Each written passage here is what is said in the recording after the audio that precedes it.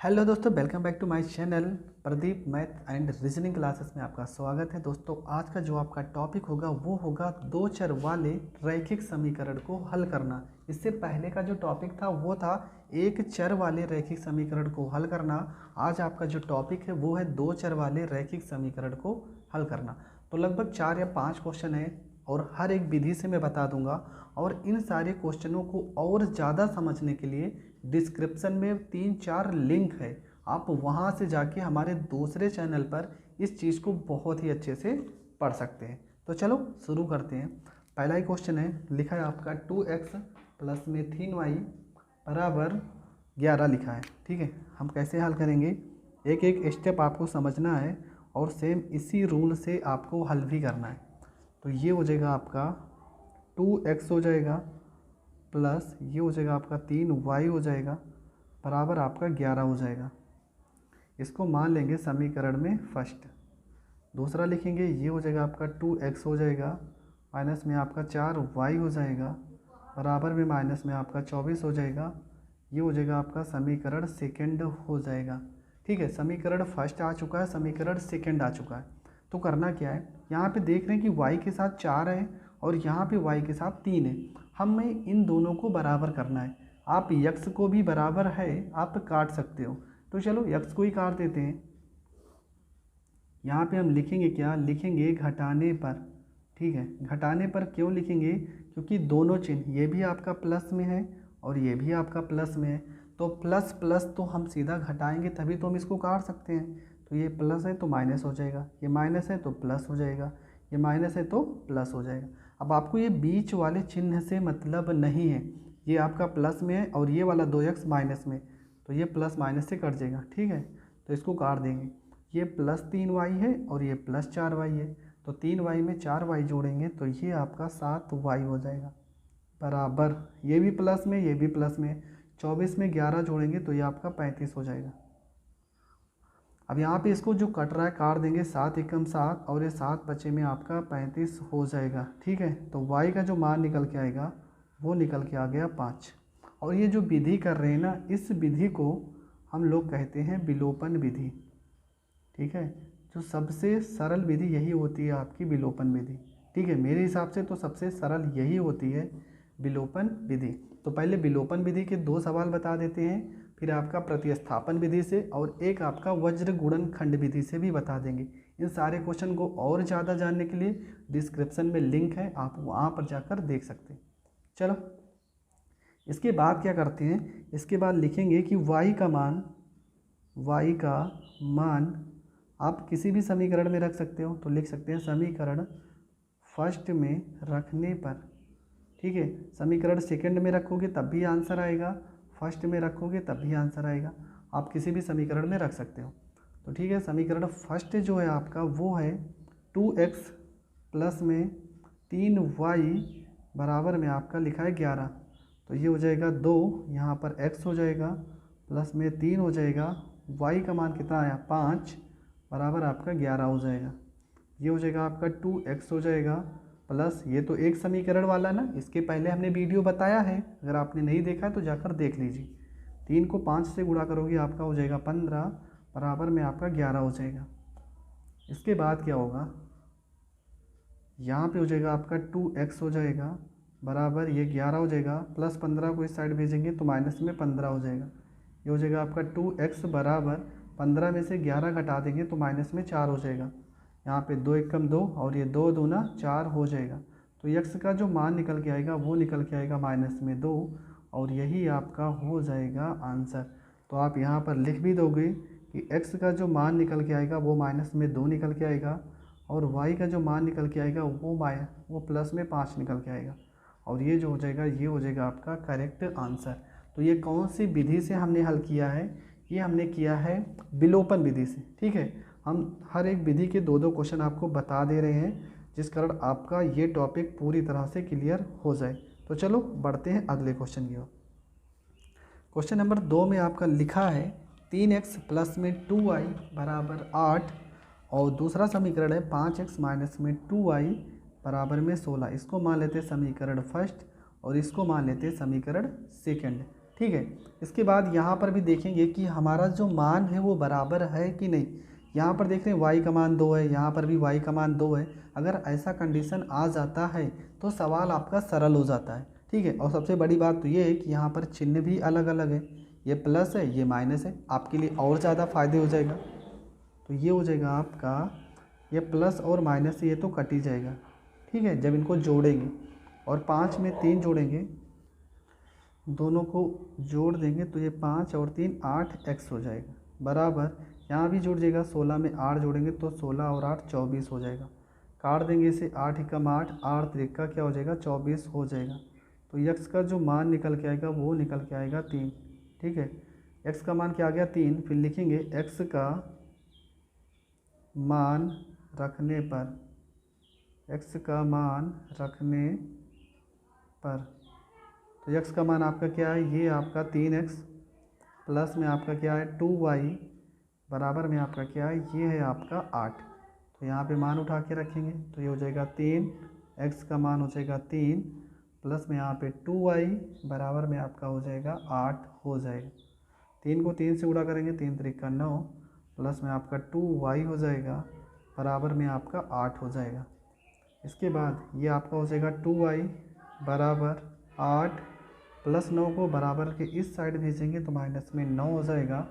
ये निकल के आएगा 2y बराबर 9 में से 8 घटाएंगे तो -1 हो जाएगा। और y का मान जो निकल के आएगा वो -1/2 हो जाएगा।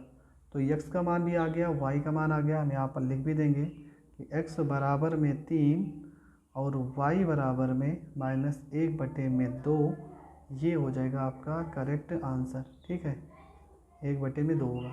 तो दोस्तों ये हमने दोनों विधि जो बताई ये आपकी विलोपन विधि है।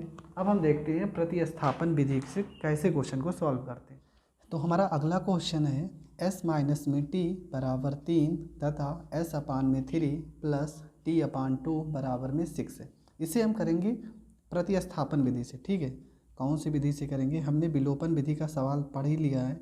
ये विधि को हम करते हैं प्रतिस्थापन विधि से। आप किसी भी विधि से क्वेश्चन को सॉल्व कर लो, वो आपके ऊपर डिपेंड है। ठीक है, कि एग्जामिनर आपके नंबर नहीं काटने जा रहा है, आप किसी भी विधि से क्वेश्चन को सॉल्व कर सकते हो।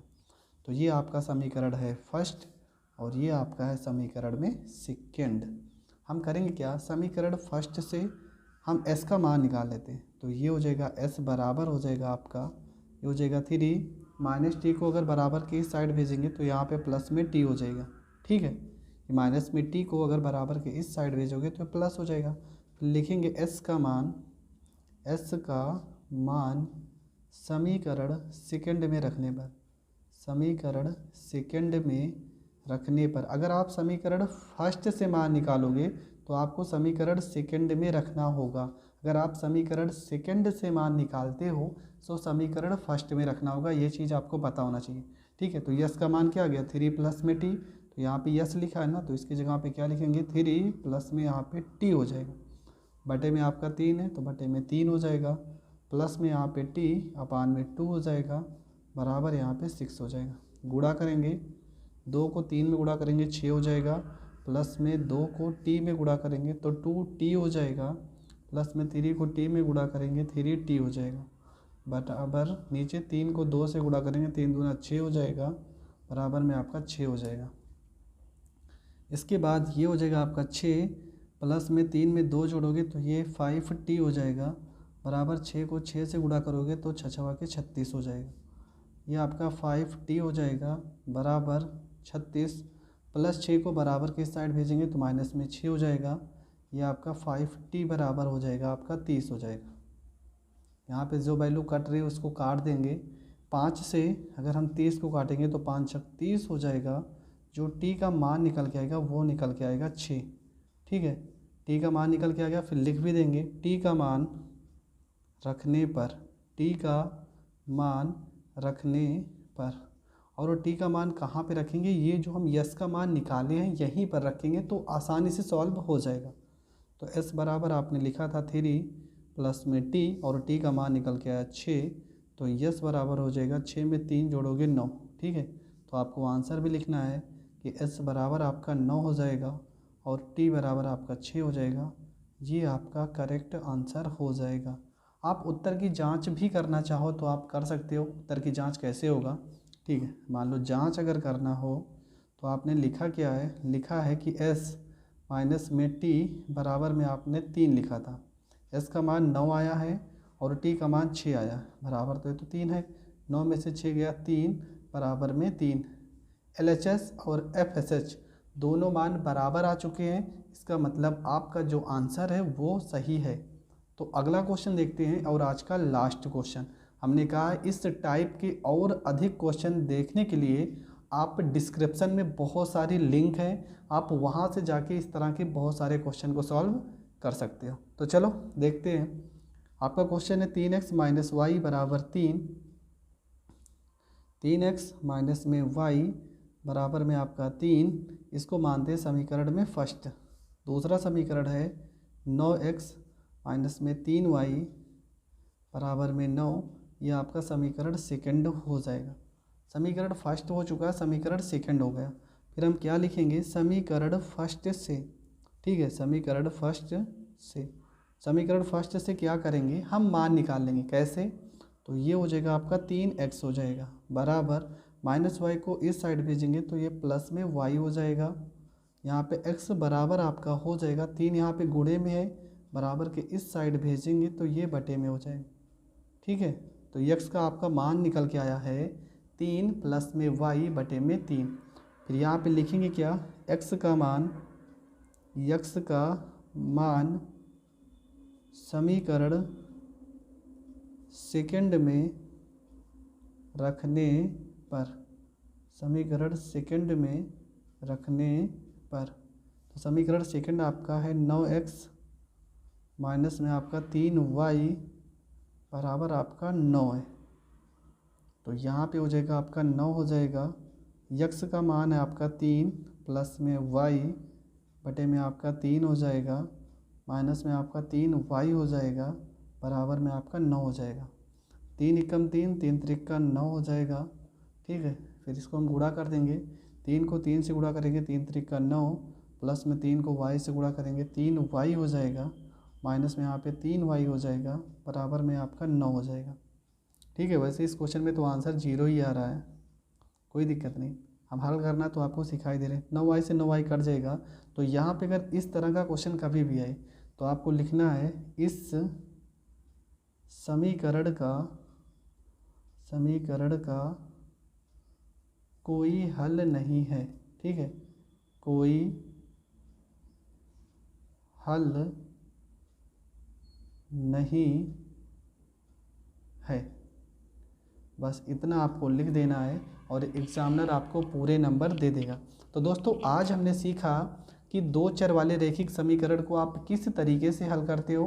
मैंने कहा है कि मैंने इतने कम क्वेश्चन इसलिए बताए हैं क्योंकि डिस्क्रिप्शन में बहुत सारे क्वेश्चन मैंने बताए हैं, वहाँ पे लिंक है जो मेरे दूसरे चैनल का लिंक है, आप वहाँ से जाके बहुत सारे क्वेश्चन को देख सकते हो, जहाँ पे विलोपन विधि का अलग, प्रतिस्थापन विधि और वज्र गुणन विधि, ये तीनों टॉपिक को बहुत अच्छे से क्लियर किया गया है और दो चर वाले रैखिक समीकरण को बहुत अच्छे से बताया गया है। तो दोस्तों मिलेंगे नेक्स्ट वीडियो में, जहाँ पे मैं आपको एक नए टॉपिक के साथ बताऊंगा। तो तब तक के लिए जय हिंद, जय भारत। अगर आप हमारे चैनल पे नए हैं तो प्लीज़ चैनल को ज़्यादा से ज़्यादा लोगों तक शेयर करें।